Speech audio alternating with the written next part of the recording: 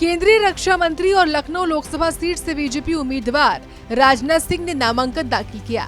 नामांकन करने से पहले उन्होंने यूपी के CM Yogi Adityanath, deputy CM Brajesh Pathak और अन्य बीजेपी नेताओं के साथ रोड शो किया।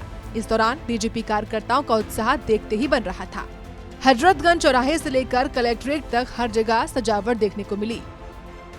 वहीं बीजेपी ने अमेठी लोकसभा सीट से इस बार भी केंद्रीय मंत्री स्मृति ईरानी को उम्मीदवार बनाया है। केंद्रीय मंत्री और यूपी की अमेठी सीट से उम्मीदवार स्मृति ईरानी ने भी अपना नामांकन दाखिल किया। इसी के साथ स्मृति ईरानी अमेठी सीट से लगातार तीसरी बार नामांकन करने वाली पहली नेता बन चुकी हैं। इसके अलावा एक महिला उम्मीदवार के रूप में भी लगातार तीसरी बार अमेठी के चुनावी रण में उतरने का रिकॉर्ड भी स्मृति के नाम हो चुका है। वहीं हरियाणा में लोकसभा चुनाव के लिए नामांकन प्रक्रिया 29 अप्रैल यानी सोमवार से शुरू हो चुकी है। गुरुग्राम से बीजेपी के उम्मीदवार राव इंद्रजीत ने नामांकन पत्र भर दिया। मुख्यमंत्री नायब सिंह और हरियाणा बीजेपी के प्रभारी विप्लव देव नामांकन के समय उनके साथ ही थे। नामांकन के बाद मुख्यमंत्री नायब ने दावा किया कि हरियाणा की 10 की 10 सीटें हम जीतेंगे।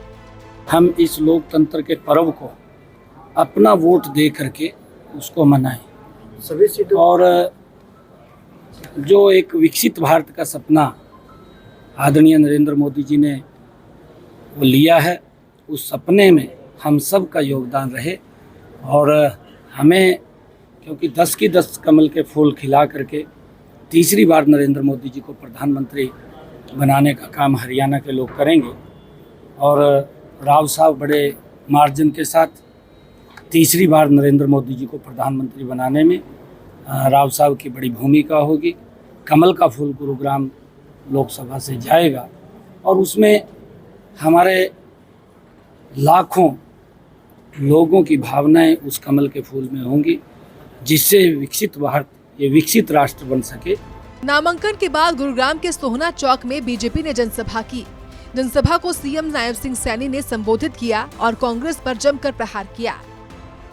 आज कांग्रेस के बड़े बड़े नेता इन्हीं 10 वर्षों के अंदर, जब 2014 का चुनाव आया, 2014 के चुनाव में भाइयों कांग्रेस के युवराज वो कभी अमेठी में जाते थे, परंतु अमेठी के लोगों ने ऐसे व्यक्ति को आईना दिखाने का काम 2014 के चुनाव में किया।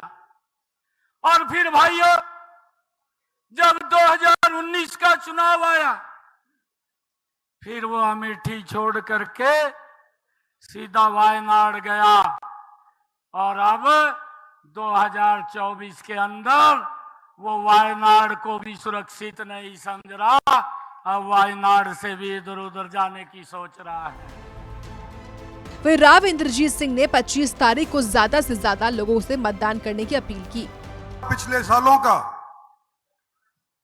और कौन कहां काम कर सकता है अगले सालों के अंदर, ये सोच करके आपने 25 मई को अपने मत का प्रयोग करना है। इसमें कोई दो राय नहीं, चाहे वो गुड़गांव हो या हरियाणा हो, चाहे वो हिंदुस्तान का कोई भी कोना हो, कि जितना काम डेवलपमेंट का आम आदमी के लिए, छोटे से छोटे वर्ग के लिए, जो पिछले 10 साल के अंदर नरेंद्र भाई मोदी की सरकार ने किया है, किसी भी सरकार ने पहले नहीं है। आपका दिल गवाही देगा, मैं कह रहा हूं इसलिए नहीं। और मैं आज के दिन तीसरी बार भारतीय जनता पार्टी की टिकट लेकर के आपके बीच के अंदर आया हूं और बड़ी उम्मीद लेकर के आया हूं। हरियाणा में छठे चरण में चुनाव होने हैं। ऐसे में चलिए आपको हरियाणा के पूरे चुनावी शेड्यूल की जानकारी देते हैं। अधिसूचना 29 अप्रैल को जारी हो चुकी है। 6 मई तक नामांकन भरे जाएंगे। 7 मई को नामांकन पत्रों की छंटनी की जाएगी। नाम वापस लेने की अंतिम तारीख 9 मई है। 25 मई को वोट डाले जाएंगे और 4 जून को नतीजे घोषित होंगे। करनाल विधानसभा उपचुनाव के लिए मुख्यमंत्री नायब सिंह और पूर्व मुख्यमंत्री मनोहर लाल 6 मई को नामांकन भर सकते हैं। सूर्य समाचार के लिए लखनऊ से विवेक कश्यप और गुरुग्राम से नीरज अंबावता की रिपोर्ट।